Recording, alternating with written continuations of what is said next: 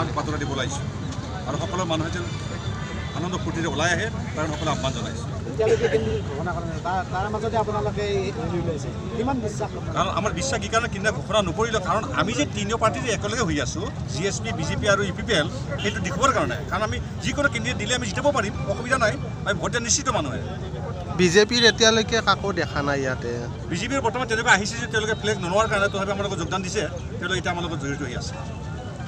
কিমান শতাংশ নিশ্চিত আপোনালোকে ইয়াত জয়? আপোনাৰ কাৰণে আমিতো 100 বুলি ক'ব পাৰি, এটা মাইনাছ নাই, কাৰণ ভোট আমি সকলোৱে দিম যেতিয়া আমাৰ অসুবিধা একো নাই।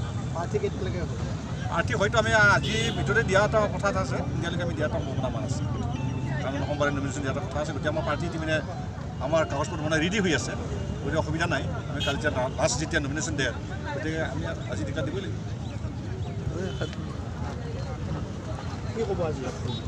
আজি আমি আচলতে চাপাগুৰি সমষ্টি আৰু বৰমা সমষ্টি আমি একেলগে আমি এটা আহি থকা যি আমাৰ বিধানসভা ইলেকশ্যন, সেই ইলেকশ্যনত আমি আজি এটা মানে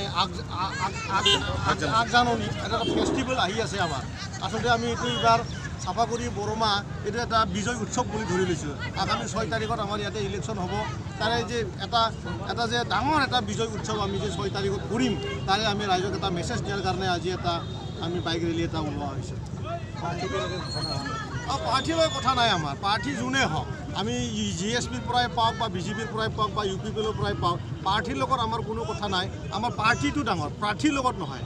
আমি আজি পাৰ্টি হৈ পেলাই আমি সকলোৱে এক হৈ পেলাই আমি এইটোৱে মানে মেছেজ দিবলৈ ওলাইছোঁ যে আমি যিকোনো যাকে মানে আমি প্ৰাৰ্থী পাবলৈ সক্ষম হ'ম, আমি ইয়াক মানে আমাৰ এই BTC এলেকা মানে 12টা সমষ্টিৰ ভিতৰত চবতচাই হাইষ্ট ভোটত আমি জিকাই লৈ যোৱা এটা আমাৰ পৰিকল্পনা আছে আৰু।